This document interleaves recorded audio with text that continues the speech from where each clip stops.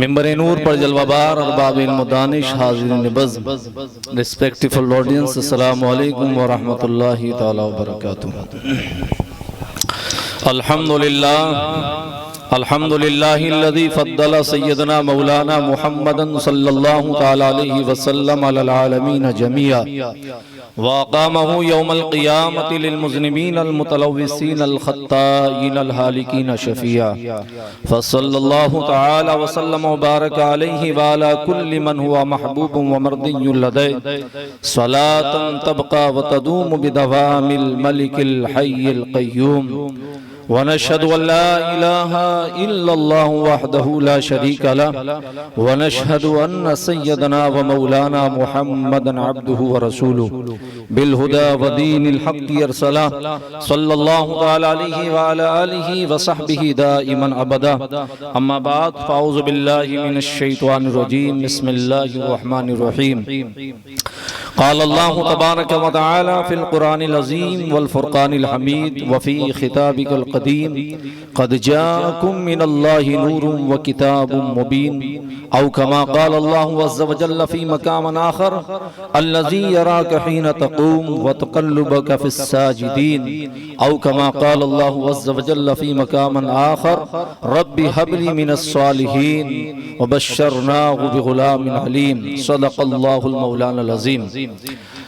آئیے ہم اور آپ سب مل کر انتہائی عقیدت و محبت کے ساتھ اپنی اور ساری کائنات کے مرکزی عقیدت عالم نور کے پیکر لطیف عرش الہی کے مسند نشین شہر یار گرم تازدار حرم و بہار شفاعت حضور رحمت للعالمین طٰہٰ و یاسین مراد المشتاقین شمس العارفین سید السالکین مکی سردار مدینے کے تاجدار نائب پروردگار احمد مختار جناب محمد الرسول اللہ ارواحنا فدا صلی اللہ تعالی علیہ وسلم کی بارگاہ عقیدت و احترام میں نذران درود پیش کرنے کی سعادت حاصل کریں۔ بلند آواز سے درود شریف پڑھیں۔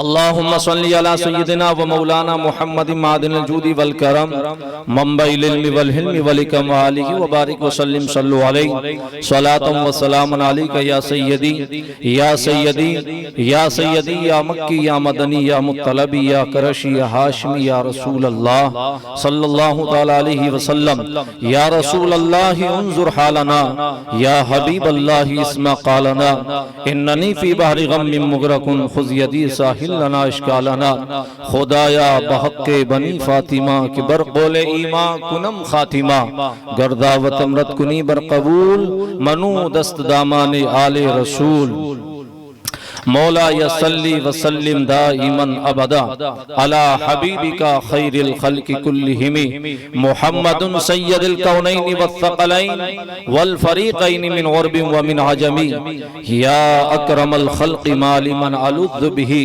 سواک عند حلول الحادث العمم یا رب بالمصطفى بلغ مقاصدنا واغفر لنا ما مدعا یا واسع الکرم هو الحبیب الذی ترجى شفاعته لكل حول من الأحوال مقتحم ثم الرضا عن أبي بكر وعن عمر وعن علي وعن عثمان ذي الكرم لا يمكن الثناء كما كان حقه بعد از خدا بزرگتوی قصہ مختصر ہزار بار بشویم دہند مشکو گلاب ہنوز نام تو گفتن کمال بے ادبیس اللہ کی سرتا بقدم شان ہے یہ انسان ہی انسان و انسان ہے یہ قرآن تو ایمان بتاتا ہے انہیں ایمان یہ کہتا ہے میری جان ہے یہ آج بھی ہوگر ابراہیم سا ایمان پیدا آگ کر سکتی ہے انداز گلستہ پیدا۔ حضرات گرامی وقار آج کا یہ عظیم و شان روح پرورد ایمان افروز سالانہ 12 ربیع الاول شریف کے 12 نشستیں جس کی آج ہم اور آپ 5ویں نشست میں شریک سعادت ہیں۔ خدائے قدر و جبار ذوالجلال والاکرام مالک الملک اپنے فضل سے اپنے حبیب کے صدقے دفعل میں ہماری اس 5ویں محفل کو اپنی بارگاہ میں شرف قبولیت عطا فرمائے اور ہمیں اور آپ سب کو دارین کی نعمتوں سے مالا مال فرمائے۔ چار خطاب اس سے پہلے آپ نے سماعت کیے اور یہ کے بعد دیگر آپ مسلسل میرے ساتھ میں خطاب سماعت کر رہے ہیں۔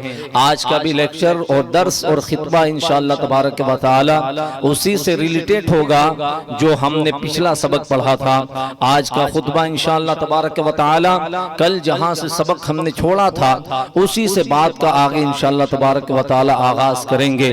پہلے دن ہم نے گفتگو کی تھی تخلیق نور مصطفیٰ کے حوالے سے، دوسرے دن گفتگو کی تھی اس سے آگے برکات نور مصطفیٰ کے حوالے سے، اور تیسری مرتبہ ہم نے گفتگو کی تھی انعامات نور مصطفیٰ کے حوالے سے، اور کل ہماری گفتگو گزری تھی تجلیات نور مصطفیٰ کے حوالے سے، اور آج ہماری گفتگو ہے جلوہ نور مصطفیٰ کے حوالے سے۔ انشاءاللہ تبارک و تعالی نور مصطفیٰ کے جلوے کیا ہیں اور آقا علیہ الصلوۃ والسلام کے نور کے جلوے کس طرح سے کائنات میں پھیلے اور کائنات ان جلووں سے کیسے مالا مال ہوئی ہے، اس کے ارد گرد انشاءاللہ تبارک و تعالی آپ کو خطاب کیا جائے گا، اور کل جہاں سے سبق چھوڑا تھا اسی سے انشاءاللہ تعالی آگے بات کا آغاز کیا جائے گا۔ یاد رکھیے گا یہ اللہ کے حبیب علیہ السلام کی محفل پاک، کل ہم اور آپ نے گفتگو کی تھی کہ اللہ کے نبی سرور کائنات کے دین میں جو اہمیت مصطفیٰ کی شریعت میں اللہ کے نبی ابراہیم کی ہے وہ کسی اور نبی کا درجہ نہیں ہے، اس لیے کہ اللہ رب العزت نے حضرت ابراہیم علیہ نبینا علیہ السلام میرے آقا کے جد امجد ہیں، پیغمبر اسلام سرور کائنات نے ان کی سنتوں کو رائج فرمایا ہے دین اسلام میں، اور خود مصطفیٰ نے ارشاد فرمایا تھا کہ میں اپنے باپ ابراہیم کی ملت پر ہوں۔ پیغمبر اسلام سرور کائنات نے درود و سلام میں ابراہیم علیہ نبینا علیہ السلام کا تذکرہ فرمایا اور قربانی جیسی سنت کو زندہ فرمایا۔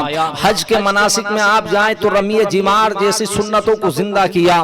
یہ شریعت اسلامی میں جو مقام حضرت ابراہیم کا ہے نبیوں میں وہ کسی اور کا مقام نہیں ہے، اس لیے کہ اللہ رب العزت نے انہیں بڑا مقام و شرف عطا فرمایا تھا۔ قرآن مجید فرقان حمید کی آیت بینات ان کی فضیلت پر دلالت کرتی ہے، اور قرآن فرماتا واتخذ اللہ ابراہیم خلیلا، اللہ نے ابراہیم کو مقام خلت پر فائز فرمایا، اتنا بڑا درجہ عطا فرمایا تھا، اتنا بڑا مقام عطا فرمایا تھا کہ اللہ نے ان کو اپنا خلیل فرمایا۔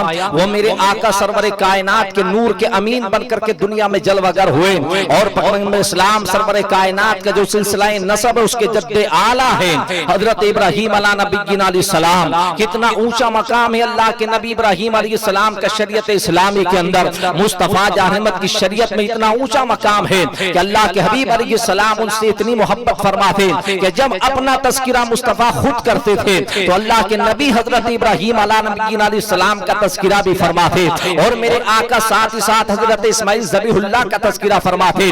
یہ ابو الانبیاء بھی ہیں، یعنی انبیاء اکرام کے باپ ہیں حضرت ابراہیم علیہ نبینا علیہ السلام۔ ان کی نسل مبارک سے جو چشمے پھوٹے ہیں، ایک طرف تو یہ ہمارے آقا سرور کائنات نبی آخر الزمان جلوہ گر ہوئے ہیں، اور دوسری شاخ وہ ہے کہ جس سے بنی اسرائیل کے تمام انبیاء اکرام حضرت یعقوب سے لے کے حضرت عیسیٰ تک جتنے انبیاء اکرام جلوہ گر ہوئے ہیں وہ سب کے سب حضرت یعقوب حضرت ابراہیم علیہ نبینا علیہ السلام کی نسل مبارک میں جلوہ گر ہوئے ہیں۔ کیسے جلوہ گر ہوئے ہیں؟ اللہ رب العزت کی بارگاہ میں حضرت ابراہیم علیہ نبینا علیہ السلام جب حضرت سارہ ان کے نکاح کے اندر ہے، ابھی تک کوئی اولاد نہیں ہوئی ہے، ایک بچے کو ہنستا کھیلتا ہوا دیکھا تو ایک باپ اپنے لاڈ سے اپنے بیٹے کو آواز دے رہا تھا۔ اس کی لاڈلی آواز سننے کے بعد ابراہیم کے دل میں خیال آیا اگر میری آگوش کے اندر بھی کوئی اولاد ہوتی تو میں اسے اسی طرح پیار کرتا۔ قرآن مجید کے الفاظ ہے کہ انہوں نے دعا کی رب اے ربی حب لی من الصالحین، اے اللہ مجھے کوئی صالح اولاد عطا فرما دے، پروردگار عالم کوئی نیک صالح اولاد عطا فرما۔ اللہ اکبر، جب یہ دعا رب کائنات کی بارگاہ میں رب کی بارگاہ میں ابراہیم کرتے ہیں تو اللہ رب العزت بارگاہ سے جواب ملتا ہے اے ابراہیم جاؤ، ہم نے تمہیں ایک سلامتی والا بیٹا عطا فرمایا جو حلم میں بہت زیادہ ہوگا، جس کو ہم نے حلیم بنا کر کے اتارا ہے۔ اللہ اکبر، حضرت اسماعیل علیہ السلام کو اللہ نے حلیم کا درجہ عطا فرمایا۔ قرآن مجید میں فرمایا گیا ربی حب لی من الصالحین وبشرناہ بغلام حلیم، اللہ رب العزت نے ایک نیک صالح بیٹے کی بشارت عطا فرمائی، اور ایسا بیٹا تھا جو حلم اور بردباری میں اپنے باپ کے نقش قدم پر تھا، اس لیے کہ اللہ نے انہیں بیٹا حلیم عطا کیا، اس لیے کہ حضرت ابراہیم کا مقام بھی حلیم ہے۔ ان ابراہیم لأوّاہ حلیم، اللہ رب رب العزت نے انہیں بھی مقام حلیم پر فائز فرمایا تھا، اس لیے انہیں وہ بیٹا عطا فرمایا۔ جب وہ بیٹا عطا فرما دیا، دعاؤں کے بعد میں لاڈلا بیٹا ملا، ایک بیٹا حضرت اسماعیل علیہ السلام جو حضرت ہاجرہ کے بطن مقدس سے جلوہ گر ہوئے، جن کو نور مصطفیٰ کا امین بنایا گیا تھا، اور جن کی پیشانی کے اندر مصطفیٰ کا نور جلوہ گر تھا، جو مصطفیٰ کے موری سے اعلیٰ بن کر کے دنیا میں جلوہ گر ہوئے، وہ اللہ کے نبی اسماعیل ذبیح اللہ علیہ السلام ہے۔ اللہ اکبر۔ حضرت سارہ، میں نے یہ کل بتا دیا تھا، یہاں بات کو ختم کیا تھا کہ مکہ المکرمہ میں لا کر کے چھوڑ دیا۔ جب انہیں رشک ہوا، حضرت سارہ کو کہا سارا ٹائم یہ بچے میں ہی لگا دیتے ہیں، جب جاتے ہیں صبح کا وقت ہوتا تو بچے کو آغوش میں۔ ظاہر بات ہے جس بیوی کے پاس بیٹا ہو اور بیٹا بھی اتنی مدتوں کے بعد ملے اور دعاؤں کے بعد ملے تو شوہر کا رجحان، باپ کا رجحان اولاد کی طرف ہوگا۔ حضرت سارہ کو یہ برداشت نہ ہوا، رشک ہوا ان کو۔ رشک ہونے کے بعد آپ نے فرمایا ایسا کرے کہ انہیں ایک وادی میں چھوڑ کر کے آئے، ایسی وادی میں چھوڑ کر کے آئے جہاں اونچے اونچے پہاڑ ہو، ایسی وادی میں چھوڑ کر کے آئے جہاں انسان کا نام و نشان نہ ہو۔ یہ مرضی خدا ہی تھی، یہ اللہ رب العزت کی طرف سے پیغام ہی تھا جو حضرت سارہ نے کہا تھا۔ اس کے بعد حضرت اللہ کے نبی ابراہیم علیہ السلام حضرت ہاجرہ کو لیا، اور لینے کے بعد حضرت اسماعیل ذبیح اللہ دونوں کو لیا، اور دونوں ماں بیٹوں کو لے کر کے وادی ذی زرع، جس کو قرآن نے کہا وادی غیر ذی زرع، جس کو قرآن نے کہا ہے ایسی وادی جہاں پر کوئی نام و نشان انسان کا نہ ہو، جہاں ہرے ہرے پیڑ نہ ہو، جہاں بنجر زمین دکھائی دیتی ہو، جہاں سوکھے پہاڑ دکھائی دیتے ہو، ویسی زمین پر لا کر کے اتار دیا گیا تھا۔ وہ وادی کون سی ہے؟ قرآن نے جس وادی کا ذکر کیا وہ مکہ المکرمہ کی وادی ہے، جہاں آپ سے پہلے کوئی انسان نام کا انسان نہیں تھا، وہاں پر لا کر کے اتارا۔ اب بیابان جنگل میں ایک توشہ دان ہے جس میں تھوڑی سی کھجوریں ہیں، اور کھجوریں دینے کے بعد ایک مشکیزہ پانی ہے، اور پانی سے دینے کے بعد میں اتارنے کے بعد اللہ کا نبی اپنے گھوڑے پر سوار ہو کر واپس جانے لگتا ہے۔ حضرت ہاجرہ جو اسماعیل کی ماں ہے، انہوں نے گھوڑے کی لگام کو تھاما، اور تھامنے کے بعد کہا اے میرے سردار، میرے چھوٹے سے لال کو کہاں چھوڑ کر جا رہے ہو؟ مجھے یہاں تنہا کہاں چھوڑ کر جا رہے ہو؟ جہاں انسان دور دور تک دکھائی نہیں دے رہا، جانور دکھائی نہیں دے رہے، جہاں ہریالی دکھائی نہیں دیتی، آپ مجھے چھوڑ کر کہاں جا رہے ہو؟ اللہ کا نبی کوئی جواب نہیں دیتا ہے۔ حضرت ابراہیم علیہ السلام کی زبان خاموش ہے، 3 مرتبہ سوال کیا، حضرت ہاجرہ نے کوئی جواب نہیں ملا۔ ہاجرہ نے کہا بتاؤ تم اپنی مرضی سے چھوڑ کے جا رہے ہو یا تمہارے رب کا یہ حکم ہوا ہے؟ اللہ کے نبی نے جب اتنا جملہ سنا تو ابراہیم نے فرمایا ہاجرہ میرے رب کا یہ حکم ہے، اس لیے میں چھوڑ کر جا رہا ہوں۔ اتنا جملہ جب ہاجرہ نے سنا تو ان کے ایمان کو اتنی تقویت ملی، اتنا پاور ملا، انہوں نے کہا جائیے اب اللہ آپ کی حفاظت فرمائے، اپنے وطن واپس جائیے، ہماری فکر مت کریے گا۔ مطلب کیا ہوا؟ آپ نے فرمایا جب رب کا وعدہ یہ ہے تو وہ رب نہ مجھے ضائع کرے گا نہ میری اولاد کو ضائع کر سکتا ہے، اس لیے کہ واحکم الحاکمین ہے، وہ رزاق مطلق ہے، ان اللہ علی کل شیء قدیر ہے، وہ روزی دینے والا بھی ہے، وہ پانی دینے والا بھی ہے، وہ ضائع نہیں کرے گا۔ اللہ کے نبی حضرت ابراہیم علیہ السلام نے سلام کیا، اور سلام کرنے کے بعد آپ واپس اپنی بستی کی طرف فلسطین کی طرف روانہ ہوئے، مکہ میں چھوڑا۔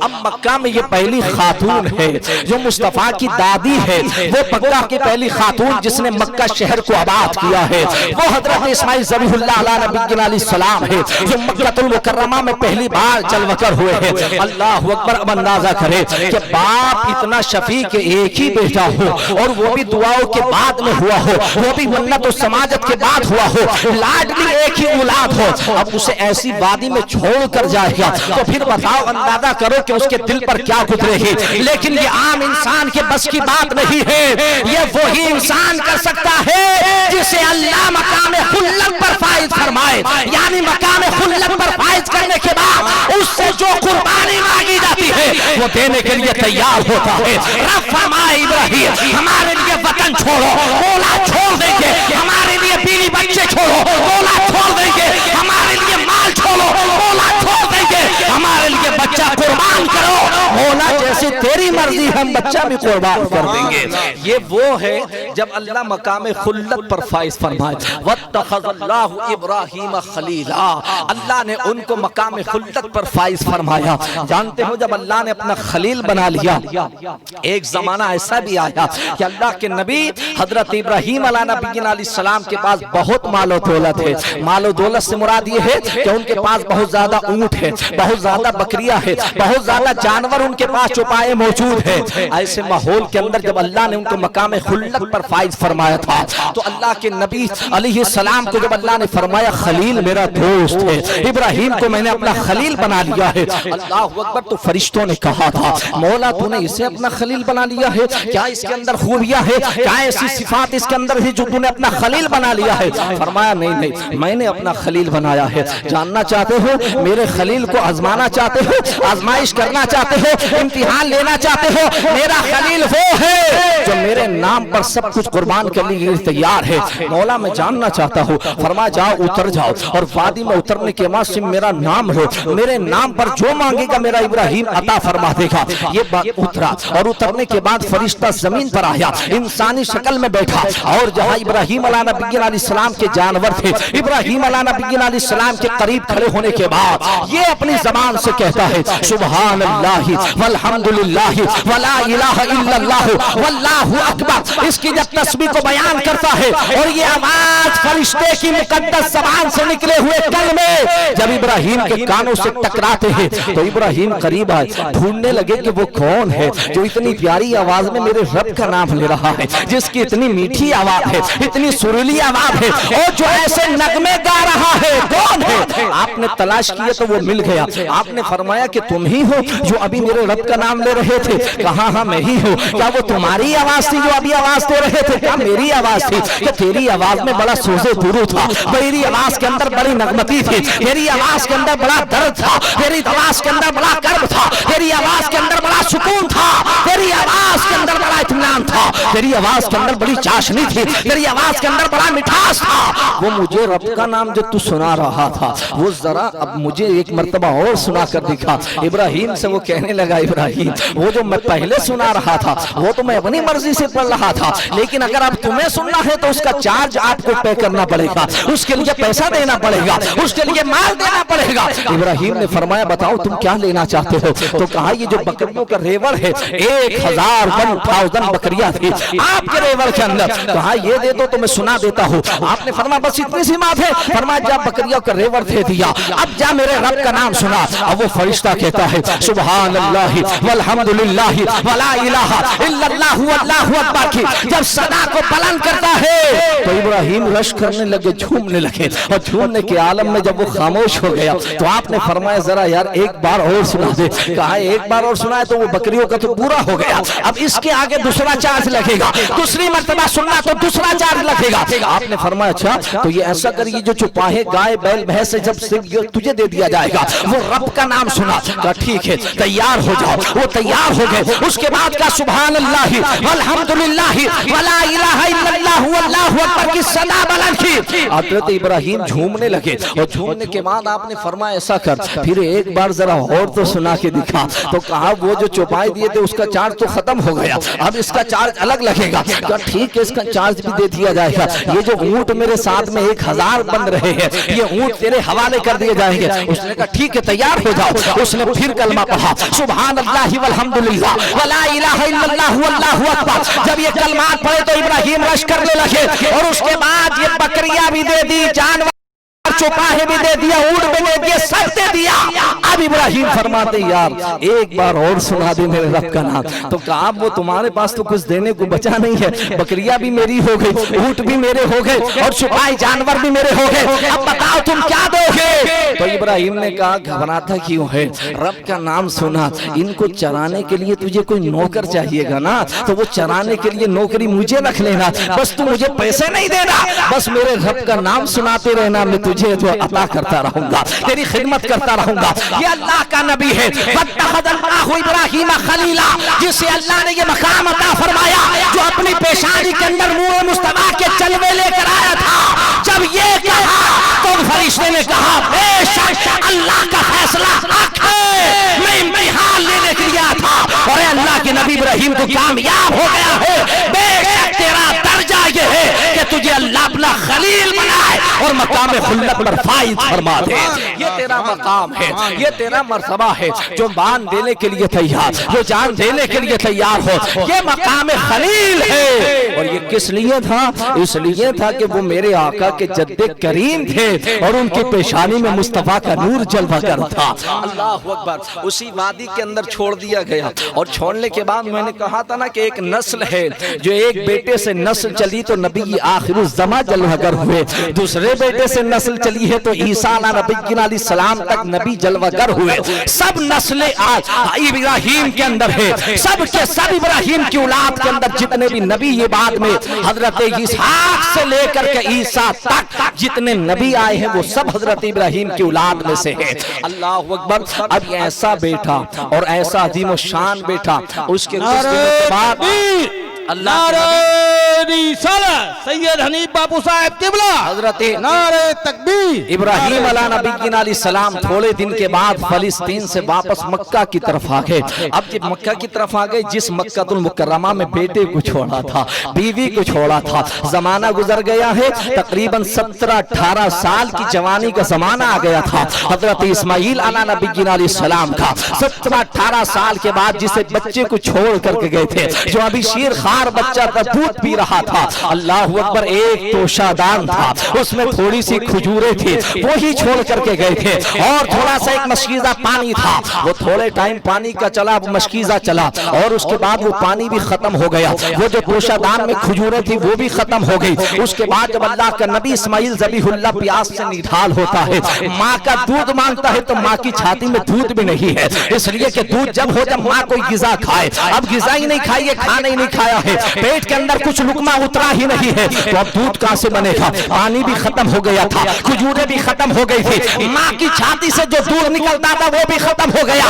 اب ماں نے اپنی بھوک تو برداشت کر سکتی ہے، لیکن یہ ماں ہے جو اولاد کی بھوک کبھی برداشت نہیں کر سکتی ہے۔ یہ سلسلہ حضرت حوا سے چلا آ رہا ہے اور قیامت کی صبح تک چلتا رہے گا۔ اولاد بعد میں نالائق ہو جائے تو اس کا کوئی حساب نہیں ہوتا، لیکن واللہ العظیم یہ دنیا کی تاریخ کی حقانیت ہے کہ بیٹے تو بھوکے ماں کو رکھ سکتے ہیں، لیکن ماں کبھی اپنی اولاد کو بھوکا نہیں رکھ سکتی ہے۔ اس لیے کہ پیغمبر اسلام سے یہ درس ملا ہے، مصطفیٰ کی شریعت کا یہ نظام ہے، مصطفیٰ کی ماں کے ذریعے سے یہ محبت ہی کچھ ایسے ملی ہے۔ کتنے بیٹے ایسے ہیں جو ماں کو دھکے دیتے ہوئے دکھائی دیتے ہیں، لیکن یہ ماں ہے کہ جس ماں کو دھکا دیا جائے اور اس بیٹے کے پاؤں میں اگر کانٹا بھی چھپ جاتا ہے تو ماں کا کلیجہ بہلنا شروع ہو جاتا ہے۔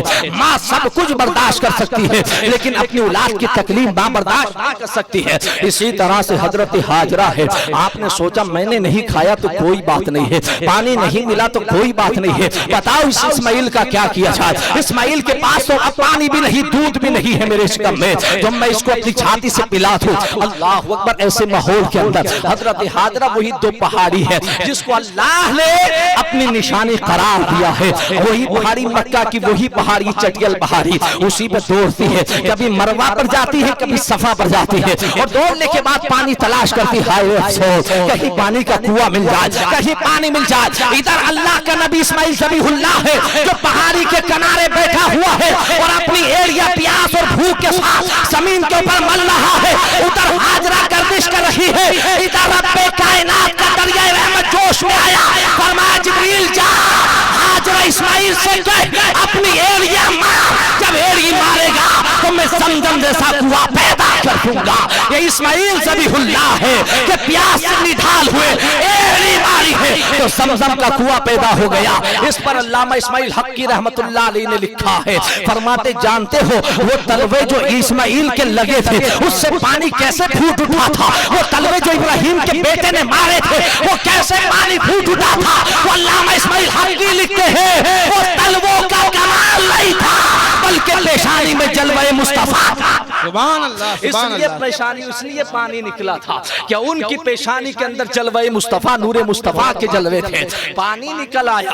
अब माँ जब आई तो आने के बाद जब देखा तो पानी का चश्मा बह रहा है। अल्लाह अकबर, खुशी के मारे अल्लाह की बारगाह में हाथ उठा दिए, ए अल्लाह तेरी बारगाह का शुक्र है कि तूने मुझे इस बयाबान जंगल में पानी की नेमत अता फरमा दी। तो आपने चारों तरफ से पानी को रोकना शुरू कर दिया, जैसे मिट्टी लगाकर पानी रोकते हैं ना, तो पानी रोकना शुरू कर दिया। और अपनी उनकी अपनी जबान थी इब्रानी जबान, उसमें कहा जमजम, इसके माना पे थम था, यानी पानी रुक जा।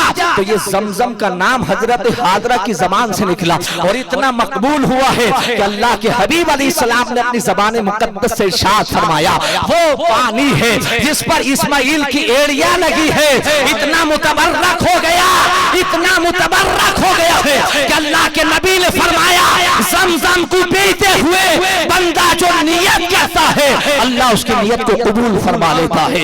इसलिए मेरे आका ने फरमाया, जब भी तुम पियो तो अमल सालिह की नियत से पियो, ईमान कामिल की नियत से पियो, इल्म नाफे की नियत से पियो। बल्कि मेरे आका ने दुआ भी फरमाई है कि जब जमजम का पहला घूंट भरो तो पढ़ो अल्लाहुम्मा रज़ुक़ना इल्मन नाफिया, और दूसरा घूंट पियो तो कहो व अमलन सालिहा, और तीसरा घूंट पियो तो कहो व शिफा मिन कुल्ली दा, अल्लाह उससे शिफा भी अता फरमाता है और हर मर्ज से अल्लाह आजादी भी अता फरमाता है। ये पानी वो है जो तलवाए इस्माइल से लग करके आया था, यही जमजम का कुआं। मक्कातुल मुकर्रमा में यही दो बंदे थे, एक का नाम हाजरा है और एक का नाम हजरत इस्माइल अलैहिस्सलाम, जिनकी पेशानी में नूर मुस्तफा जलवागर है और जो मुस्तफा के नूर के अमीन बनकर के जलवागर हुए। सुभान अल्लाह। ऐसे माहौल के अंदर एक काफिला बहुत जमाने के बाद उधर से गुजरा, उन्होंने देखा कि पानी का चश्मा बह रहा है। वो जो पहाड़ी थी सफा मरवा जिसको हम कहते हैं, जिस पे हव्वा के तलवे लगे थे, जिस पे हाजरा के तलवे लगे थे,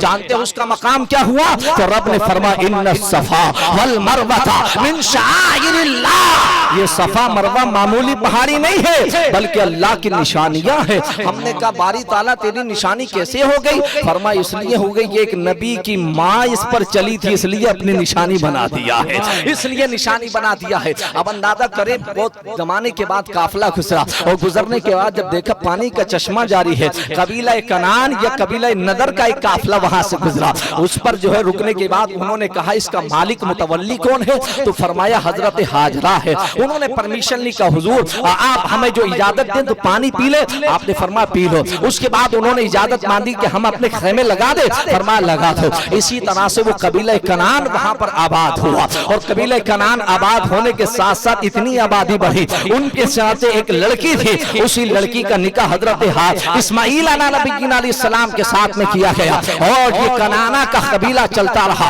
और चलते चलते ये आगे बढ़ा। तो आगे बढ़ते हुए यही कबीला कुरैश की शक्ल इख्तियार कर गया और कबीला कुरैश के बाद में कबीला इसमें से फूटा, वो कबीला बनु हाशिम बना और कबीला बनु हाशिम में से एक शाख फूटी जिसका नाम अब्दुल मुत्तलिब है। उसके यहाँ एक पोता पैदा हुआ जिसका नाम मोहम्मद रसूलुल्लाह रखा गया है। ये सिलसिला वहां से चला और यहाँ तक पहुंचा है। हजरत इस्माइल अलैहिस्सलाम जब 18 साल की उम्र शरीफ हो गई, उसके बाद अल्लाह रब्बुल इज्जत ने हजरत इब्राहिम को वापस मक्का भेजा, फरमाया जाओ अब मक्का जाकर के आबाद करो। वही जअलल बैत मसाबतल लिन्नासि व अमना वत्तखिदु मिन मकाम इब्राहिम मुसल्ला वाहिदना इला इब्राहिम व इस्माइल अन ताहिरा बैति लित्ताइफिन वल आकिफिन वरुक्काइ सुजूद। रब ने फरमाया जाओ मेरे घर को जाकर के आबाद करो। कुरान के चौथे पारे में फरमाया गया, इन्ना अव्वल बैति मुदिया लिन्नासि लल्लज़ी बिबक्का मुबारकन व हुदन लिल आलमीन फीही आयातुन बय्यिनात मकाम इब्राहिम व मन दखलहु काना आमिना वलिल्लाहि अलन्नासि हिज्जुल बैति मन इस्तता इलैहि सबीला। जमीन के ऊपर वो पहला घर है जिसको अल्लाह ने खाने काबा करार दिया, मक्का के अंदर है, जिसको अल्लाह ने सबसे पहले तामीर करवाया। ये काबा की तामीर के ऊपर जाओगे तो जमीन के फाउंडेशन से पहले यही से जमीन का फाउंडेशन रखा गया है। उसके बाद इसकी तामीर जहीदुल मलाइका जिब्रील अमीन ने फरमाई। रब ने फरमाया था कि इसी जमीन के टीले पर हम अपना घर बनाना चाहते हैं जिधर को लोग रुक करने के बाद इबादत हमारी करे। फरमाया जिब्रील जाओ इसका फाउंडेशन रखो।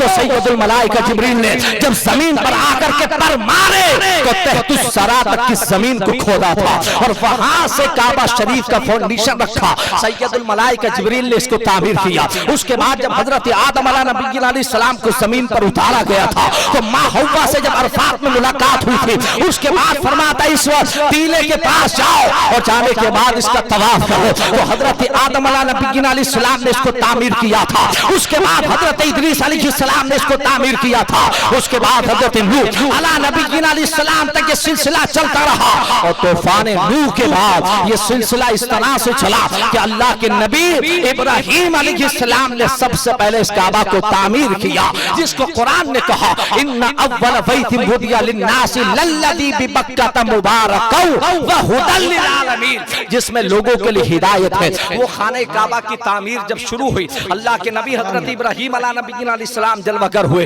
اور ارشاد فرمایا میرے بیٹے اللہ یہ فرماتا ہے کہ میں خانہ کعبہ کی تیرے ساتھ مل کر کے تعمیر کروں. تو اللہ کے نبی حضرت اسماعیل نے کہا ابا جان جیسے آپ کا حکم ہے. فرمایا ٹھیک ہے. اس کا فاؤنڈیشن تو پہلے ہی رکھا ہوا تھا, اسی فاؤنڈیشن کے اوپر کعبے کی تعمیر شروع ہو گئی. کون بنا رہا ہے؟ باپ بھی اللہ کا نبی ہے, ابو الانبیاء ہے, اور دوسرا بیٹا بھی نبی ہے, اور دونوں مصطفیٰ کے نور کے امین ہیں. اب کعبہ شریف کی تعمیر ہو رہی ہے. اب کعبہ شریف کی دیواروں کے لیے ابراہیم علیہ نبی علیہ السلام پتھر رکھتے ہیں اور کعبے کی تعمیر کرتے ہیں. اسماعیل علیہ نبی علیہ السلام پتھر اٹھا کر لاتے ہیں اور لانے کے بعد اپنے کاندھوں پر رکھ کر اپنے باپ کو دیتے ہیں.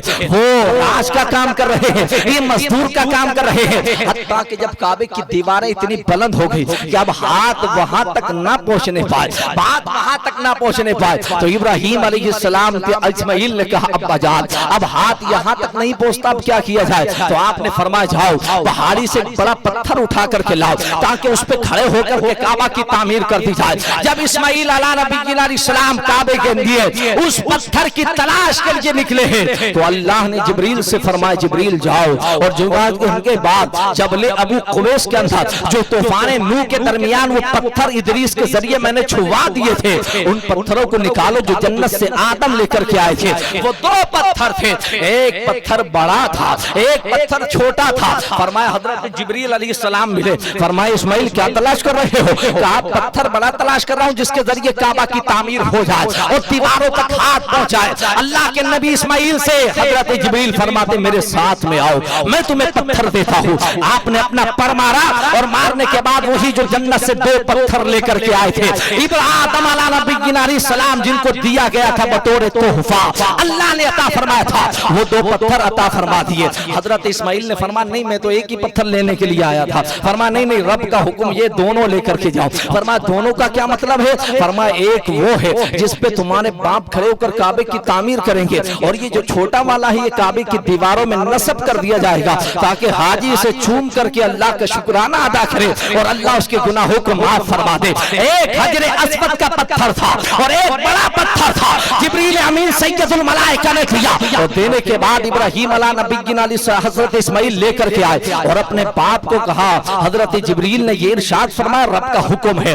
آپ نے اللہ کا شکر ادا کیا اور شکر ادا کرنے کے بعد کعبے کی دیوار میں حجر اسود کو نصب اپنے ہاتھوں سے کیا اور اس کے بعد اس پتھر پر کھڑے ہو گئے. اب پتھر پر کھڑے ہونے کے بعد اسماعیل پتھر دے رہے ہیں, کعبے کی تعمیر ہو رہی ہے. اب پتھر کا کمال یہ دیکھو, جیسے دیوار اوپر جا رہی ہے ویسے وہ پتھر بھی خود بخود اوپر چلا جا رہا ہے. دیوار اوپر جا رہی ہے, پتھر خود بخود اوپر جا رہا ہے. اس نے سوچا پتھر نے کہ ایسا نہ ہو کہ پتھر اوپر جاتا رہے, دیوار مکمل ہو جائے, کعبے کی چھت پڑ جائے, اب ایسا نہ ہو کہ لوگ ہمیں بھی اٹھا کر باہر پھینک دے, تو کیا کیا جائے؟ تو اس پتھر نے اپنا سینہ چاک کیا اور سینہ چاک کرنے کے بعد اتنا نرم ہوا کہ ابراہیم کے قدموں کے نشان اپنے سینے میں اتار لیے اور اتارنے کے بعد ہمیشہ کے لیے اللہ کی نشانی قرار دے دیا گیا اور فرمایا گیا لوگوں حجر اسود کو چومنے والوں اسی کعبہ کے اندر ایک جگہ ایسی بھی ہے جہاں میرا ابراہیم کھڑا ہوا تھا.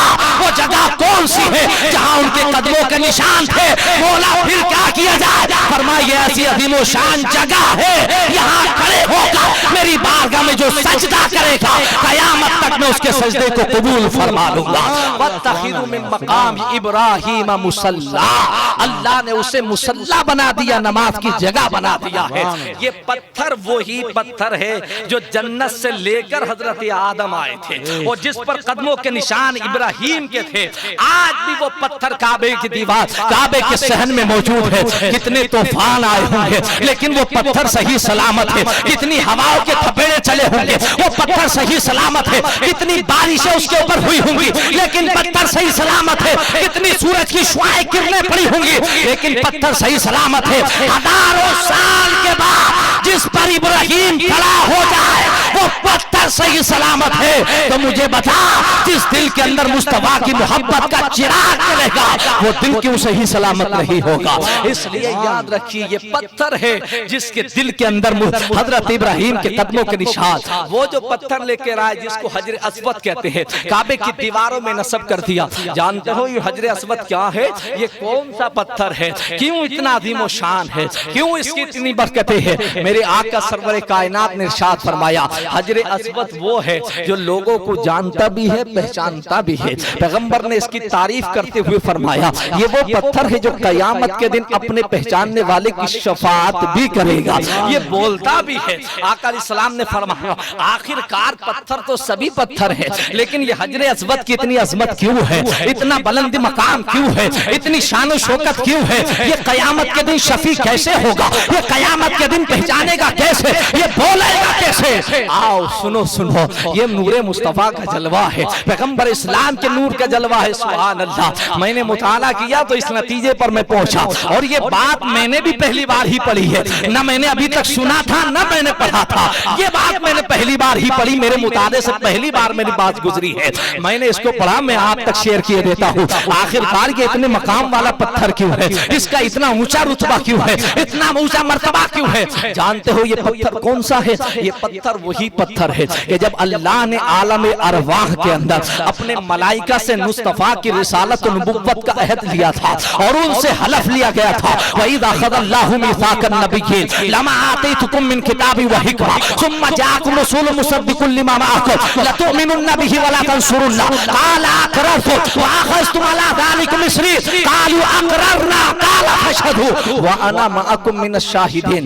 آؤ اس پر میں تفسیر پیش کرتا ہوں، علامہ اسماعیل حقی رحمت اللہ علیہ کی تفسیر اٹھا کر دیکھو، تفسیر روح البیان۔ دوسری تصویر علامہ محمد سید محمود آلوسی رحمت اللہ علیہ کی اٹھاؤ، تفسیر معروف المعانی، اسی آیت کے زیر سایہ امام جلال الدین سیوطی رحمت اللہ علیہ کی تفسیر جلالین اٹھا کر دیکھو، امام بیضاوی رحمت اللہ علیہ کی تفسیر بیضاوی اٹھا کر کے دیکھو، آؤ معالم التنزیل کو اٹھا کر دیکھو، آؤ مدارک کو اٹھا کر کے دیکھو۔ میں نے بہت کتاب پڑھی جب جا کر کے میں اس نتیجے پر پہنچا، اور یہ ریفرنس ملے، میں نے جس کتاب کا حوالہ دیا وہ معارج النبوت کتاب ہے۔ جب میں اس نتیجے پر پہنچا تو میں یہ مطالعہ آپ کے سامنے پیش کرتا ہوں، جب اللہ نے عالم ارواح میں انبیاء کرام سے حلف لیا تھا کہ بتاؤ جب انبیاء کرام کے ارواح کو جمع کیا گیا اور ان کے اوپر نور مصطفیٰ یعنی روح مصطفیٰ کو پیش کیا گیا تو ایک ایسا نور پھوٹا کہ تمام انبیاء کرام کے نوروں کو ڈھانپ لیا اور سب اسی چادر میں آ گئے۔ تو سب نے کہا باری تعالیٰ یہ کس کا نور ہے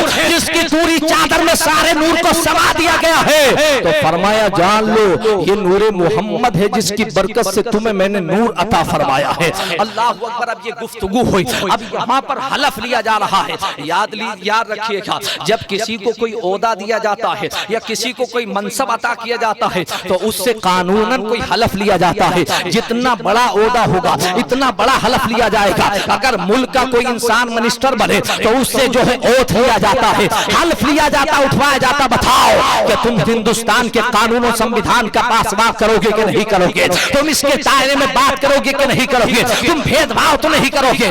ایک ہے قانون جس پر عہد لیا جا رہا ہے اور ایک عہد ہوتا ہے جس کی وجہ سے اس سے عہدے کی بنیاد پر قسم اٹھوائی جاتی ہے، جتنا اونچا درجہ ہو ویسے ہی حلف لیا جاتا ہے۔ یہ تقریب جو ہو رہی تھی یہ بھی انبیاء کرام کی حلف برداری کی تقریب ہے جس میں اللہ ان سے ان کی نبوت پر حلف لے رہا ہے۔ حلف لینا ایک موضوع ہے، حلف کس چیز پر لیا جا رہا ہے یعنی نور مصطفیٰ پر اور مصطفیٰ احمد کی نبوت و رسالت پر، مصطفیٰ کی نصرت پر، مصطفیٰ کی مدد پر، مصطفیٰ کے پیچھے چلنے پر، مصطفیٰ کی شریعت کی حفاظت پر، مصطفیٰ پر ایمان لانے پر حلف لیا جا رہا ہے جو قرآن کی آیت کریمہ ہے۔ اب پوچھا گیا، فرمایا گیا ان نبیوں سے ارشاد فرمایا یہ میرے مصطفیٰ کا نور ہے جس کے صدقے میں نے تمہیں پیدا فرمایا ہے، اور اگر یہ نہیں ہوتا تو میں تمہیں پیدا نہیں کرتا۔ سنو سنو میرے نبیوں، وَإِذْ أَخَذَ اللَّهُ مِيثَاقَ النَّبِيِّينَ لَمَا آتَيْتُكُم مِّن کِتَابٍ وَحِکْمَةٍ، میں تمہیں نبوت عطا کروں گا، میں تمہیں رسالت بھی عطا کروں گا، تمہیں کتاب بھی عطا کروں گا، تمہیں حکمت کا علم بھی دوں گا، تمہیں قوم بھی عطا کروں گا، تمہیں بندے بھی دوں گا، لوگ تمہارا کلمہ پڑھیں گے، لوگ مسلمان بھی ہوں گے، تمہاری حکومتیں بھی ہوں گی، یہ سب کچھ میں دوں گا۔ لیکن یہ دینے سے پہلے، اس منصب کو نوازنے سے پہلے، اگر تمہیں یہ منصب چاہیے تو اس کے لیے تمہیں حلف اٹھانا ہوگا۔ باری تعالیٰ حلف کیا ہوگا، کس چیز کا حلف ہوگا، کس لیے اٹھایا جائے گا؟ تو فرمایا اگر نبوت چاہیے تو حلف اٹھانا ہوگا، رسالت چاہیے تو حلف اٹھانا ہوگا، کتاب چاہیے تو حلف اٹھانا ہوگا، قوم چاہیے تو حلف اٹھانا ہوگا، حکومت چاہیے تو حلف اٹھانا ہوگا۔ اولا حلف کیا اٹھانا ہوگا؟ فرمان لما آتیتکم من کتاب و حکمہ ثم جاءکم رسول مصدق لما معکم، ایسا حلف اٹھانا ہوگا جب تمہاری رسالت کا ڈنکا بچ رہا ہو، تمہاری نبوت کے چرچے ہو رہے ہو، تمہاری قوم تمہارا کلمہ پڑھ رہی ہو، تمہاری شریعت تمہاری کتاب کا سکہ رائج الوقت ہو، ایسے وقت میں ثم جاءکم رسول مصدق لما معکم، اگر تمہارے درمیان یہ میرا مصطفیٰ آ جائے تو بتاؤ تم اپنی شریعت چلاؤ گے یا اس کی شریعت چلے گی؟ بتاؤ تم اپنا قانون چلاؤ گے یا اس کا قانون چلے گا؟ بتاؤ تم اپنی نبوت اور رسالت کا اعلان کرو گے یا مصطفیٰ کی نبوت اور رسالت کا اعلان ہوگا؟ لَتُؤْمِنُنَّ، حلف کے الفاظ یہ ہیں لَتُؤْمِنُنَّ بِهِ وَلَا تَنْصُرُنَّ، بتاؤ یہ حلف لیتے ہو کہ تم اس کی مدد کرو گے، اس کے پیچھے چلو گے؟ اگر یہ حلف اٹھاتے ہو تو میں تمہیں نبی بناتا ہوں، میں تمہیں رسول بناتا ہوں، میں تمہیں کتابیں عطا کرتا ہوں۔ آدم سے لے کے عیسیٰ تک ہر نبی نے حلف اٹھایا۔ اب حلف اٹھانا الگ بات ہے، وہ حلف لیا کس پہ جا رہا ہے؟ مصطفیٰ کی نبوت و رسالت پر۔ آؤ علامہ اسماعیل حقی رحمۃ اللہ علیہ لکھتے ہیں جب حلف لیا جا رہا تھا اور عالم ارواح میں انبیاء اکرام کی روحوں سے، ان نوروں سے حلف لیا جا رہا تھا، تو ادھر رب الفاظ ارشاد فرما رہا تھا، ادھر وہ کاپی کر رہے تھے، اور جس پر انبیاء کے ہاتھ رکھے تھے اس پتھر کا نام حجر اسود ہے، جس پر ہاتھ رکھے اللہ نے حلف اٹھوایا تھا۔ حجر اسود ہے، یہی پتھر تھا، اسی پتھر پر آقا نے بھی دست مبارک رکھا، اسی پتھر پر آدم نے بھی رکھا تھا، اسی پتھر پر انبیاء نے بھی رکھا، اور اس پتھر پر ہاتھ رکھنے کے بعد اللہ نے فرمایا بتاؤ تم اس کے پیچھے چلو گے یا نہیں چلو گے، اس کی مدد کرو گے کہ نہیں کرو گے؟ تو سب نے کہا قال اقررتم، ہم اقرار کرتے ہیں مولا، ہم اس بات کو اقرار کرتے ہیں کہ ہم پیچھے پیچھے چلیں گے، ہم اپنی نبوت اور رسالت کا اعلان نہیں کریں گے۔ اللہ اکبر۔ اللہ نے فرمایا ٹھیک ہے، اگر تم یہ وعدہ کرتے ہو فاشہدوا، تو تم ایک دوسرے پہ گواہ بن جاؤ، موسیٰ تم عیسیٰ کے گواہ بن جاؤ، عیسیٰ تم موسیٰ کے گواہ بن جاؤ، ایک دوسرے کو گواہ بنا دیا، اور گواہ بنانے کے بعد فرمایا وَأَنَا مَعَكُم مِّنَ الشَّاهِدِينَ، اور میں تم سب پر گواہ ہوں۔ تم نے حجر اسود پر ہاتھ رکھنے کے بعد یہ حلف اٹھا لیا ہے جس پر انبیاء کے 1,24,000 یا 2,24,000 انبیاء کے دستے کریم رکھے ہو، بتاؤ وہ پتھر کتنا فیضیاب ہوگا جس پر مصطفیٰ کے ہاتھ رکھنے کے بعد مصطفیٰ کی نبوت و رسالت کی حلف برداری لی جا رہی ہو، بتاؤ وہ عظیم و شان پتھر کتنا عظیم ہوگا۔ اس لیے جب نبی کا ہاتھ رکھا تو اس کے اندر پاور یہ آ گیا مصطفیٰ کے نور کے جلوے کی برکت سے کہ اگر ایک گناہگار لاکھوں برس کے گناہ کرے اور اسے چوم لے تو اللہ گناہوں سے بری فرما دیتا ہے۔ یہ اس پتھر میں کرامت آئی ہے نبیوں کے دستے کریم رکھنے کی بنیاد پر۔ بتاؤ نبی کا دستے کریم رکھا تو پتھر میں اتنی پاور آ جائے، نبی کا دستے کریم پتھر پہ رکھا جائے تو پتھر میں اتنی پاور آ جائے، اور اگر کسی سینے پر مصطفیٰ کا دستے کریم رکھ جائے تو پھر کتنی پاور آئے گی۔ اس لیے میرے سرور کائنات حضور اکرم صلی اللہ علیہ وسلم کی تقریب ہوئی، حضرت اسماعیل نے وہ پتھر کعبے کی دیوار میں کروا دیا، اس کے بعد کعبۃ اللہ کی دیواریں اونچی ہوئی اور کعبہ مکمل تعمیر ہو گیا، تو رب کائنات نے ارشاد فرمایا میرے ابراہیم اس پہاڑی پر کھڑے ہو جاؤ، اور کھڑے ہونے کے بعد آواز دو، اور آواز دو کہو آؤ وَلِلَّهِ عَلَى النَّاسِ حِجُّ الْبَيْتِ مَنِ اسْتَطَاعَ إِلَيْهِ سَبِيلًا سبیلا، آؤ رب کے گھر کا حج کرو، رب کے گھر کا طواف کرو، رب کے گھر میں سجدے کرو، رب کے گھر میں رکوع کرو، آؤ رب کے گھر کی طرف۔ تو رب کی بارگاہ میں ابراہیم نے عرض کی مولا میری آواز کہاں تک جائے گی؟ صرف مکہ ہی والے سنیں گے، میں کہاں تک آواز دوں گا؟ رب نے فرمایا ابراہیم آواز دینا تیرا کام ہے، قیامت تک لوگوں تک پہنچا دینا ہمارا کام ہے، تو آواز دے، آواز دے۔ ابراہیم خلیل اللہ نے کھڑے ہو کر آواز دی ہے، وَلِلَّهِ عَلَى النَّاسِ حِجُّ الْبَيْتِ مَنِ اسْتَطَاعَ إِلَيْهِ سَبِيلًا۔ تو قیامت تک جو انسان پیدا ہوگا ہر ایک کی روح نے جواب دیا تھا لبیک لبیک، تو جس نے جواب دیا تھا قیامت تک اللہ اسے حج کی سعادت عطا فرمائے گا۔ یہ ہے ابراہیم علیہ نبینا علیہ السلام، جن کا درجہ یہ، جن کی پیشانی میں نور مصطفیٰ جلوہ گر تھا۔ اسماعیل ذبیح اللہ علیہ نبینا علیہ السلام اتنا عظیم و شان بیٹا، اللہ اکبر، کعبہ تعمیر ہو گیا، حج کا اعلان ہو گیا۔ اب وہ کعبہ کے قریب کھڑے ہوئے، اور کھڑے ہونے کے بعد جب وہ کعبہ شریف کو دیکھا، سبحان اللہ، آنکھیں ٹھنڈی ہو گئی۔ کیوں ٹھنڈی نہ ہو کعبہ کو دیکھنے کے بعد؟ نبی نے فرمایا جب پہلی نظر کعبے پہ پڑے تو جو دعا بندہ کرتا رب رد نہیں کرتا، اپنی بارگاہ میں قبول فرما لیتا ہے، اور پہلی نظر پڑنے کے بعد اس کے بقیہ گناہ معاف کر دیے جاتے ہیں۔ اب کعبے کی دیواریں سامنے ہیں، اب سامنے رکھنے کے بعد اب اللہ کا نبی ابراہیم اور اللہ کے نبی اسماعیل دعا کرتے ہیں، دعا کرتے ہیں، دعا کرتے ہیں۔ اور کیا دعا کی؟ وَإِذْ يَرْفَعُ إِبْرَاهِيمُ الْقَوَاعِدَ مِنَ الْبَيْتِ وَإِسْمَاعِيلُ رَبَّنَا تَقَبَّلْ مِنَّا إِنَّكَ أَنْتَ السَّمِيعُ الْعَلِيمُ۔ اے مولا تو ہی دعاؤں کو سننے والا ہے۔ ربنا وجعلنا مسلمین لک ومن ذریتنا امة مسلمة لک وارنا مناسکنا وتب علینا انک انت التواب الرحیم۔ اب یہ آیت کریمہ پڑھو، اس سے پہلی آیت کریمہ پڑھو، ان سورہ بقرہ کی 4-5 آیتوں سے صراحتاً ثابت ہے کہ مصطفیٰ جان رحمت سرور کائنات کا نور جن باپوں کی پشتوں سے اور جن ماؤں کے رحموں سے ہوتا ہوا گزرا ہے، وہ سب مسلمان تھے، مومن کامل تھے، سب کے پاس ایمان تھا۔ کیسے؟ ربنا وجعلنا مسلمین لک، اے اللہ اسے ہماری طرف سے قبول فرما۔ ہم دونوں مسلمانوں کے مسلمین ہے، تسنیہ کا سیگا ہے۔ یہ حضرت تشریف فرما ہے، چونکہ یہ علماء کی جماعت کے ایک عالم دین برحق ماشاءاللہ بن رہے ہیں اور افریقہ میں تعلیم پا رہے ہیں، اس لیے مسلمین تسنیہ کا سیگا ہے۔ اب یہاں پر اگر ابراہیم صرف اپنے لیے دعا کرتے تو مسلمینی پہ بات ختم ہو جاتی ہے، اللہ تو ہماری طرف سے ہمیں مسلمان رکھ اور اسماعیل کو مسلمان رکھ۔ نانا، اس کے آگے فرمایا مسلمین لک ومن ذریتنا، اور ہم دونوں کی نسلیں جو قیامت تک پیدا ہوں ان کو بھی مسلمان رکھنا۔ ومن ذریتنا، یہ ذریتنا تسنیہ کا سیگا یہ بتا رہا ہے کہ ابراہیم اور اسماعیل مل کر یہ دعا کر رہے، مولا تو ہمیں بھی مسلمان رکھ اور ہماری نسلوں سے جو قیامت تک پیدا ہو ان میں کسی کو بے ایمان نہیں رکھنا، سب کو ایمان والا ہی رکھنا ہے۔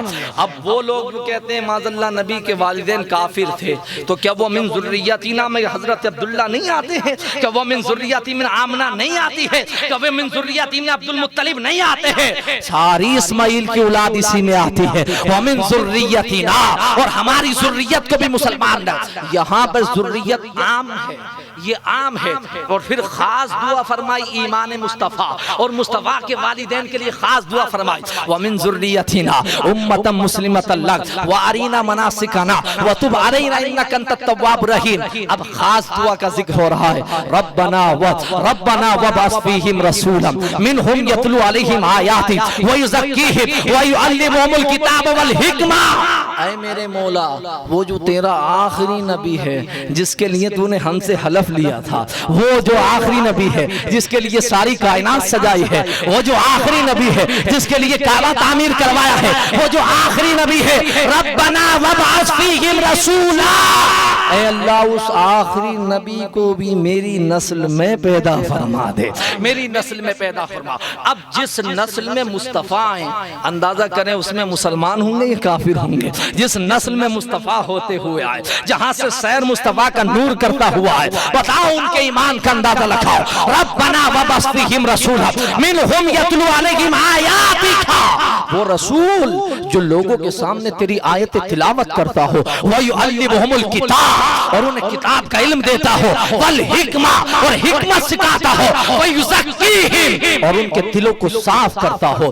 ایسے دعا کی تو اب بتاؤ، دیوار کعبے کی ہو، صحن کعبے کا ہو، حجر اسود سامنے ہو اور کعبے کی دیواروں میں کھڑے ہو، اللہ کا نبی ابراہیم ہو زبان سے دعا کر رہا ہو، اسماعیل ہو دعا پر آمین کہہ رہا ہو، کوئی شک ہے کہ یہ دعا قبول نہیں ہوگی؟ کوئی ایسا ڈاؤٹ ہے کہ دعا قبول نہیں ہو؟ اللہ اکبر، ایک عام آدمی کعبے کی دیوار کے سائے میں جا کر دعا کرے تو رد نہیں ہوتی ہے، پھر کعبے کو بنانے والا ابراہیم دعا کرے تو بتاؤ کیسے رد ہو سکتی ہے؟ اس آیت کریمہ سے یہ ثابت ہوا۔ اور اس سے پہلے ایک آیت ہے، انی جائلوک للناس اماما، اے میرے ابراہیم ہم نے تجھے قوم کا امام بنا دیا، ومن ذریتی اور تیری ذریت کو بھی قوم کا امام بنا دیا ہے۔ ہم نے تجھے بھی امام بنایا۔ امام کیوں بنایا؟ امام کے نبوت دی، اس کا نام امامت ہے؟ نا، نبوت تو پہلے مل چکی ہے، امامت کس کا نام ہے؟ آپ نے فرمایا، تفسیر مفسرین فرماتے ہیں کہ امامت سے مراد یہ ہے کہ اللہ نے ابراہیم کو آقا علیہ السلام کا دادا ہونے کا شرف عطا کیا، اور امامت سے مراد یہ ہے کہ ابراہیم کے بعد تمام نبیوں کا باپ کیا گیا، اور صرف انہیں امام نہیں بنایا بلکہ ومن ذریتی ان کی ذریت کو بھی امام بنا دیا گیا ہے۔ اب اندازہ کریں، اب ایسے ماحول کے اندر یہ سب کچھ ہو گیا اور کعبہ بھی تعمیر ہو گیا، دعا بھی ہو گئی۔ اب دعا ہونے کے بعد اللہ کی بارگاہ سے ایک قربانی کا اور مطالبہ ہوا، اور مطالبہ یہ ہوا کہ حضرت ابراہیم علیہ نبی علیہ السلام ہے، خواب میں آرام فرما رہے، آنکھیں بند ہوئی۔ اللہ کے نبیوں کا خواب بھی خواب ہوتا ہے، نبوت کا درجہ ہوتا ہے۔ اب کیسے؟ فرمایا سو رہے ہیں، رب حب لی من الصالحین وبشرناہ بغلام حلیم فلما بلغ معه السعی قال یا بنی انی اری فی المنام انی اذبحک فانظر ماذا تری قال یا ابت افعل ما تؤمر ستجدنی ان شاء اللہ من الصابرین۔ یہ خواب دیکھا، اور خواب یہ دیکھا کہ وہ اپنے لخت جگر کو، اپنے جگر کے ٹکڑے کو، اتنے کڑیل جوان کو جس نے ساتھ میں کعبہ تعمیر کروایا ہو، جس نے جو ہے گھر بنوایا ہو، جس نے سارے کام کیے ہو، جس کے ذریعے سے دعائیں کی ہو، اب خواب دیکھتے ہیں کہ میں اسے اللہ کی بارگاہ میں اللہ اس کی قربانی مانگ رہا ہے۔ تو آپ نے اپنے بیٹے سے اٹھے، اور اٹھنے کے بعد نبی نے اپنے بیٹے سے کہا، اے بیٹے میں نے یہ خواب دیکھا ہے رات کو کہ رب مجھ سے مطالبہ کر رہا ہے کہ میں تجھے ذبح کر دوں اور اللہ کی بارگاہ میں قربان کر دوں، بتا تیری کیا رائے ہے؟ قال یا بتی فل ما تؤمر ستجدنی انشاءاللہ من الصابرین۔ بیٹا ہو تو اسماعیل جیسا ہو، باپ ہو تو ابراہیم جیسا ہو، اور کیوں نہ ہو؟ اس لیے کہ دونوں کی پیشانی میں نور مصطفیٰ جو جلوہ گر تھا۔ باپ نے کہا بیٹے میں نے خواب دیکھا فی المنام انی اذبحک فانظر ماذا تری، میں تجھے ذبح کر رہا ہوں، بتا تیری مرضی کیا ہے؟ تو بیٹا جواب دیتا ہے، قال یا ابت افعل ما تؤمر ستجدنی انشاءاللہ من الصابرین۔ باپ گھبرانا نہیں، وہ کرو جو رب حکم دے رہا ہے، انشاءاللہ مجھے صبر کرنے والا پاؤ گے۔ میں objection نہیں کروں گا، میری قربانی چاہیے، میں دینے کے لیے تیار ہوں، رب مجھے پکار رہا ہے، میں دینے کے لیے تیار ہوں۔ اللہ اکبر۔ اس خواب کو پورا کرنے کے لیے اللہ کو نبی ابراہیم علیہ نبی علیہ السلام اپنی بیوی ہاجرہ سے کہا کہ میں دعوت میں جا رہا ہوں، انہیں لے کر تیار کر دو۔ تیار کر دیا گیا، اور اس کے بعد حضرت ابراہیم نے جو چھری لی اور لینے کے بعد تھوڑا سا سامان اپنے ساتھ میں لیا، لے کے چلے مینا کی وادی میں۔ اب مینا کی وادی میں چلے تو اب بیٹے کی گفتگو سنو، سبحان اللہ۔ باپ سے بیٹے نے کہا، باپ جب مجھے ذبح کرو تو ایسا کرنا، وہ جو چھری ہے نا اسے زیادہ تیز کر لینا، کہیں ایسا نہ ہو کہ دیر سے گردن کٹے تو باپ کی ممتا دل میں آ جائے، تو ہاتھ رک جائے، تمہارا جو ہے رب کی بارگاہ سے جو مطالبہ ہے وہ پورا نہ ہونے پائے۔ باپ ایسا کرنا کہ میری جو ٹانگیں ہیں نا وہ بھی باندھ دینا، کہیں ایسا نہ ہو کہ جب گردن پہ چھری چلے تو میرا جسم پھڑپڑائے، تو کہیں ایسا نہ ہو کہ تمہارے دل میں پھر محبت پیدا ہو جائے اور رب کے حکم کو پورا کرنے میں آپ پیچھے رہ جاؤ۔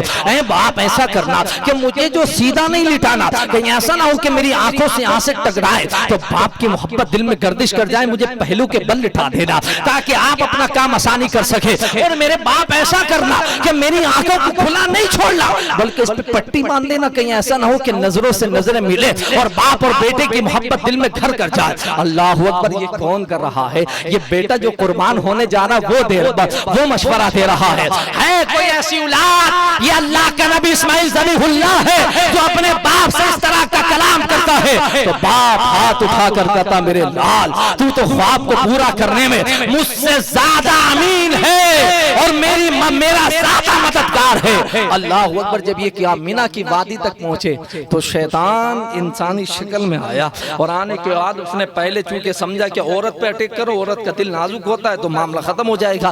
حضرت ہاجرہ کے پاس پہنچا اور کہا وہ کہاں گئے شہزادے لے کر کے؟ دونوں باپ بیٹھے تو کہا وہ تو دعوت میں گئے.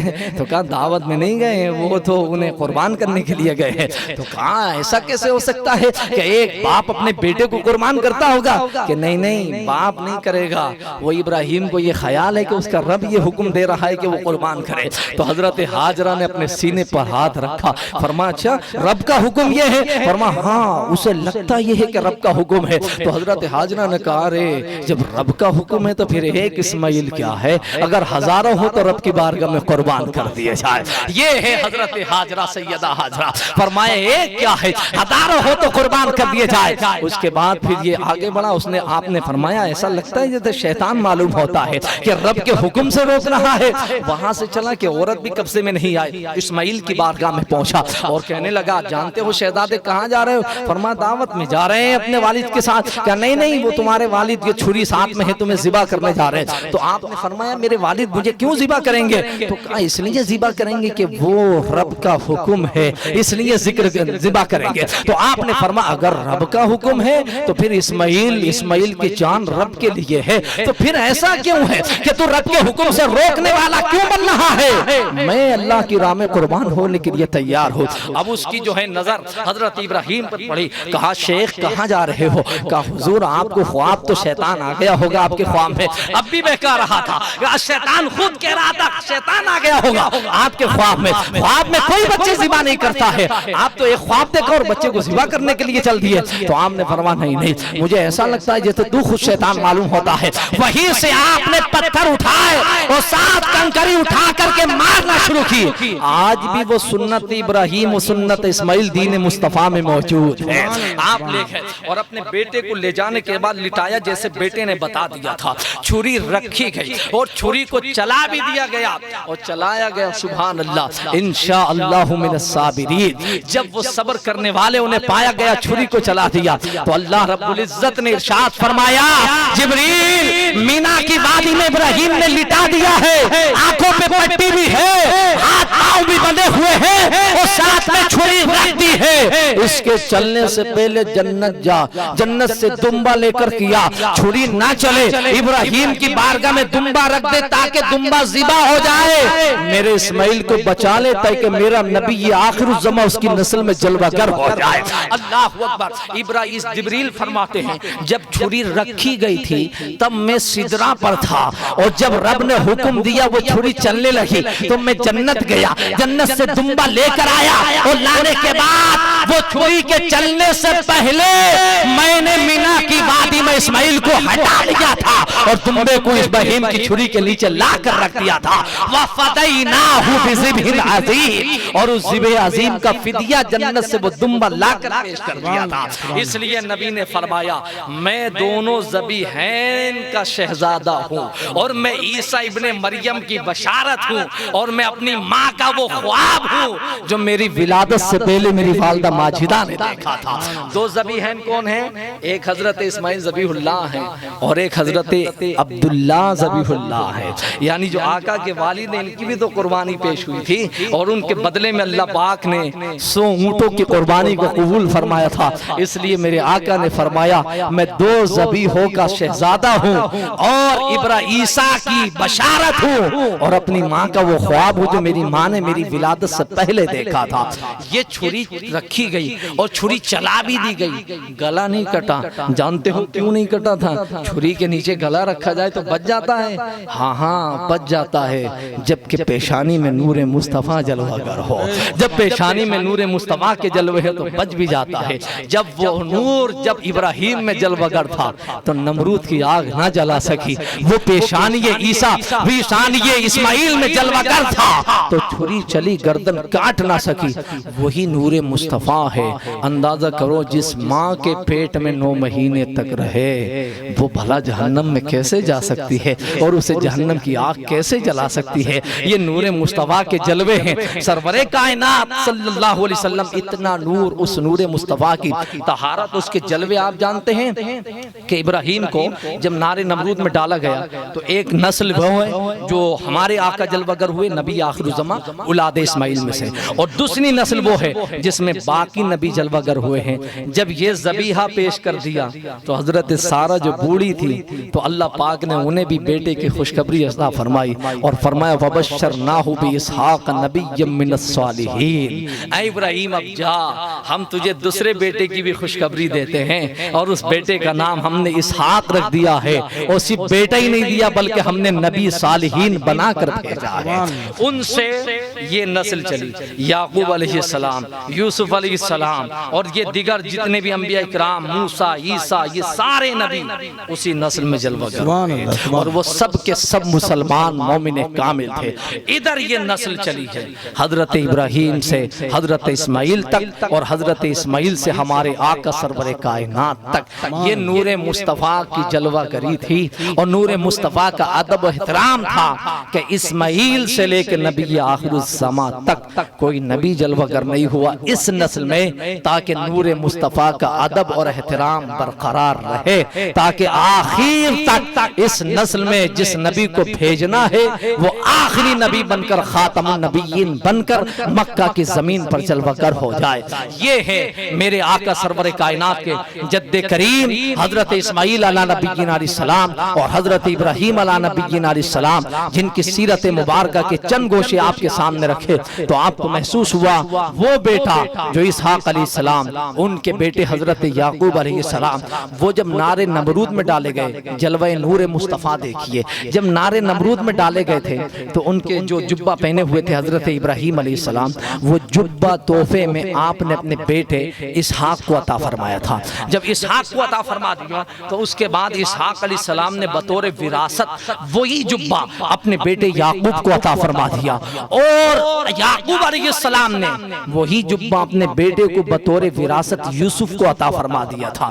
کیا کرامت تھی اس جبے میں کہ نار نمرود میں ہی گلزار ہو گئی، اور اس جبے کی کرامت یہ تھی کہ جب یوسف کو کنویں میں ڈالا گیا تھا تو پانی اور جو ہے وحشی جانور کھا نہ سکے، بلکہ کعبے اس کے اندر کنویں کے اندر تخت بچھا دیا گیا اور ان کو اتار دیا گیا۔ اور اس کے بعد پھر حال کیا ہوا کہ جب یوسف مصر کے گورنر بنے اور اس کے بعد جب باپ کے بارے میں سنا کہ آنکھوں کا نور چلا گیا ہے تو باپ کو بلایا گیا، تو پھر فرمایا یوسف نے اپنی قمیص دی فَأَلْقَاهُ، تو فرمایا اسے ڈال دو، اور ڈالنے کے بعد میرے والد کی آنکھوں پر لگاؤ گے تو اللہ رب العزت انہیں روشنی عطا فرما دے گا۔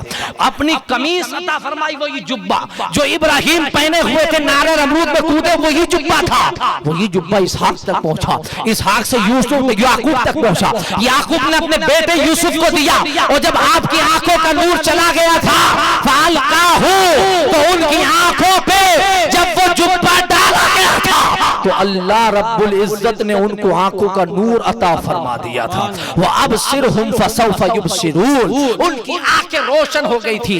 پوچھا گیا تھا کہ یوسف کے جسم سے لگے جبے میں اتنا پاور ہو گیا کہ یعقوب کی آنکھوں کی بینائی آ گئی، تو جواب ملا یہ جبہ وہ ہے کہ جو ابراہیم کے جسم سے لگا تھا، اور ابراہیم کی پیشانی میں نور مصطفیٰ جلوہ گر تھا، اس نور مصطفیٰ کی خیرات اس جبے کو بھی ملی تھی۔